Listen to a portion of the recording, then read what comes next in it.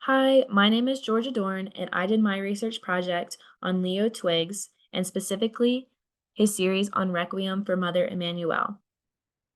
I chose to do Leo Twiggs for my final project because I was instantly intrigued with his work. Each piece uniquely tells a different story. After looking at several of his collections, I was specifically drawn to the Requiem for Mother Emmanuel series. First, I want to begin by giving a little bit of background information on Leo Twiggs.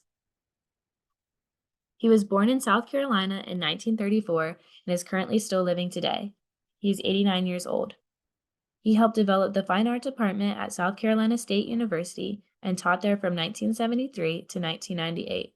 He was the first African American student to receive a doctorate of arts at the University of Georgia. Leo Twiggs was inspired by a traumatic event that occurred on June 17th in 2015. In this series, Leo Twiggs painted 9 different pieces showcasing a similar theme. Although they are all different from one another, they each tell the same story. Twiggs painted the series in response to a tragic shooting that occurred on June 17th in 2015. During a Bible study on that evening, a racist white supremacist shot and killed 9 people in Charleston's historic Mother Emmanuel Church. Within weeks of this tragedy, Leo Twiggs began painting his 9-painting series as a way to cope. I remember the day when the shooting occurred.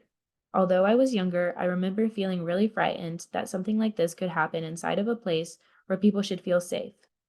Being a believer in God and someone that also goes to church, I felt scared for my own community and place of worship.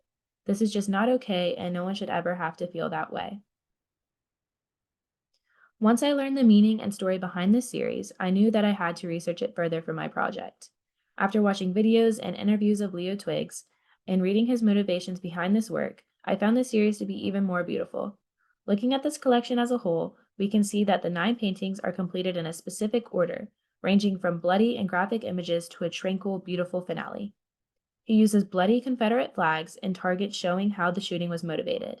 These people were specifically targeted because of their race.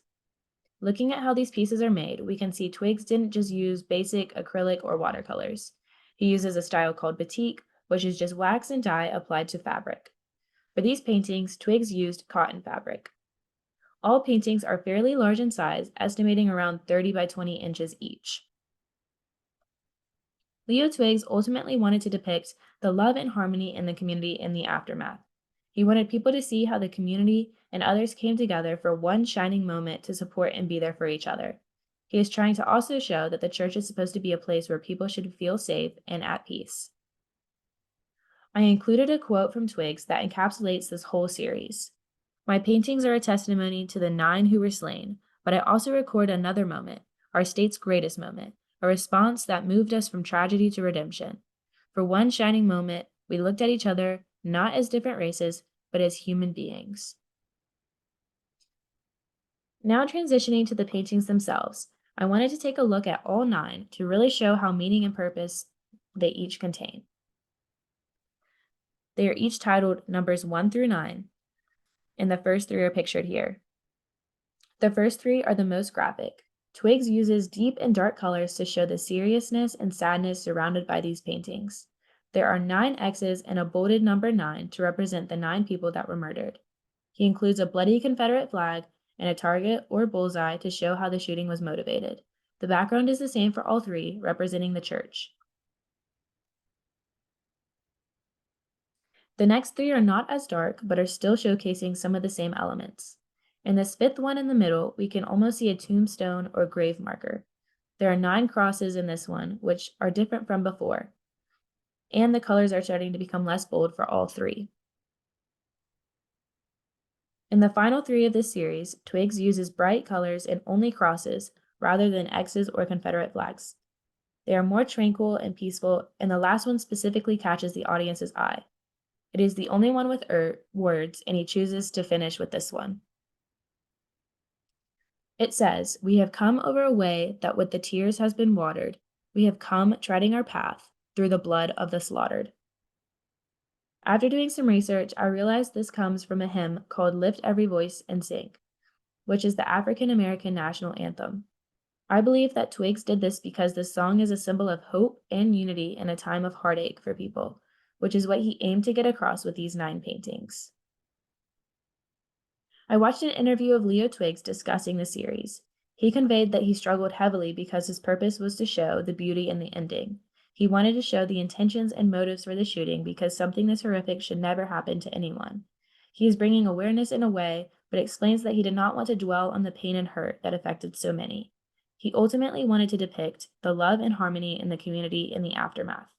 He wanted people to see how the community and others came together for one shining moment to support and be there for each other.